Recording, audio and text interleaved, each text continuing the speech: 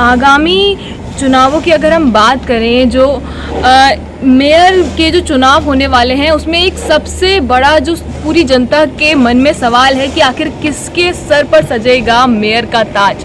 तो इस समय हमारे साथ मौजूद है कांग्रेस से जो पूर्व राज्य मंत्री रही हैं, हमारे साथ इंदुमान जी मौजूद हैं। तो उन्हीं से जानेंगे मैम कि क्या कहना चाहेंगी कि क्या आप भी इसमें मेयर चुनाव में दावेदारी पेश करने वाली हैं? देखिए, आने वाले समय में 2023 में निकाय के चुनाव ड्यू हैं, ये सभी जानते हैं। जहाँ तक दावेदारी पेश करने की बात है, जैसा कि आपने स्वयं में कहा कि मैं पूर्व दर्जा राज्य मंत्री हूँ और जब से उत्तराखंड बना है, जब से ही नहीं, मैं जन्मजात कांग्रेसी हूँ और हमेशा से ही एक राजनीतिक परिवार में ही पैदा हुई हूँ और राजनीति से जुड़ी रही हूँ।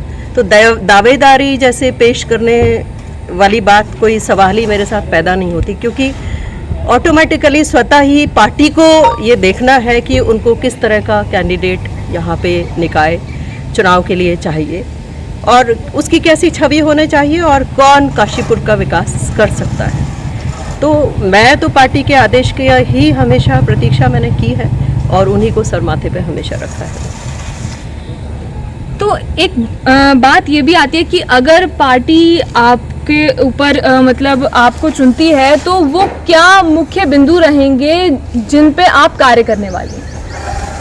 देखिए, समस्याएं कुल मिला के जनता वाली होती हैं। जनता के सामने सबसे बड़ी समस्या जो आज के दिन है, क्योंकि मैं स्वयं भी, जैसा कि आप देख रहे हैं, अलीगंज रोड पर रहती हूँ और टांडा का चौराहा यहाँ रास्ते में पड़ता है। अगर आपको किसी जगह फिक्स टाइम पे जाना है तो ये निश्चित मान लीजिए कि आप जा नहीं सकते हैं।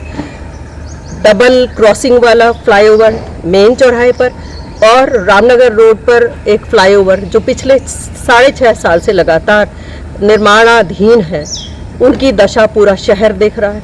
पूरा शहर आज इस बात से त्रस्त है कि ना तो प्रदेश सरकार की जो ट्रिपल इंजन सरकार है यहाँ पर, क्योंकि जो भी चुनाव हुए विधानसभा के हुए तो ये कह दिया गया कि डबल इंजन सरकार होगी तो बेहतर काम कर पाएगी। निकाय के जब चुनाव हुए तो ट्रिपल सरकार होगी, क्योंकि केंद्र में बीजेपी की सरकार 2014 से चल रही है, ये सभी जानते हैं। ट्रिपल सरकार होने के बावजूद भी, एमपी होने के बाद, विधायक होने के बाद, मेयर होने के बाद किस तरह का विकास शहर में हो रहा है, उस विकास से जनता त्रस्त है।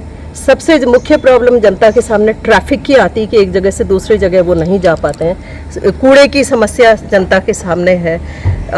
जनता इस बात से त्रस्त रहती है कि उनका कूड़ा समय से नहीं उठता और समय से उठता है तो उनसे पैसे लिए जाते हैं। और जो बात होती है हरे कूड़े की और नॉन ग्रेडेबल और ग्रेडेबल बायोडिग्रेडेबल कूड़े की, जो कि सारे में पोल्यूशन, लैंड पोल्यूशन को बढ़ाता है, उसमें कोई स्ट्रिक्टनेस नहीं देखी गई है। सफाई की समस्या है, पानी की समस्याएं भी अभी बहुत जगह है, क्योंकि ये निकाय बन तो गया है मगर बहुत सारे एरियाज़ ऐसे हैं कि जो नए एरियाज़ जुड़े हैं उसमें वार्ड्स के 20 से 40 तो बना दिए गए हैं, लेकिन बहुत सारी जगह ऐसी हैं कि जहाँ पे निकायों की बिजली नहीं पहुँची है, वहाँ पे उनकी सुविधाएं नहीं पहुँची है, लेकिन उनको शुल्क बराबर उनसे मांगा जा रहा है। उधर जो नगर पालिका निकाय की तरफ से 2% जमीन के स्थानांतरण पर जो उनसे शुल्क लिया जाता है वो बहुत ज़्यादा है और वो केवल काशीपुर के मेयर में ही सबसे ज़्यादा काशीपुर से ही लिया जा रहा है। इन सब बातों को देखकर ही मतलब कि विकास के कार्य किए जाएंगे। पहले समस्याओं को समझा जाएगा और सबसे बड़ा मुख्य समस्या, क्योंकि अब बरसात आ रही है, वो मुद्दा मैं ज़रूर कहूँगी। आज पहली बारिश हुई है और आने वाले समय में रोज़ बारिश होगी और पूरा शहर, पूरा मेन जो मार्केट है और चौराहे भी बारिश से त्रस्त है और नालियाँ एकदम भरकर बंद हो जाती हैं। वो जो तली झाड़ की बात तो आती है अखबार में, लेकिन वो कभी पूरी नहीं हो पाती है। उस समस्या को गहराई से देखकर विशेष ध्यान दिया जाएगा।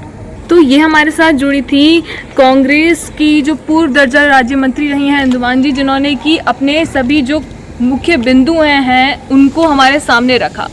तो मैं अनुश्री भारद्वाज, सुरागलाल न्यूज़ चैनल से मानी गुप्ता के साथ। उत्तराखंड की खबरों से जुड़े रहने के लिए आप हमें सभी सोशल मीडिया प्लेटफॉर्म्स पर सब्सक्राइब, लाइक और फॉलो कर सकते हैं। धन्यवाद।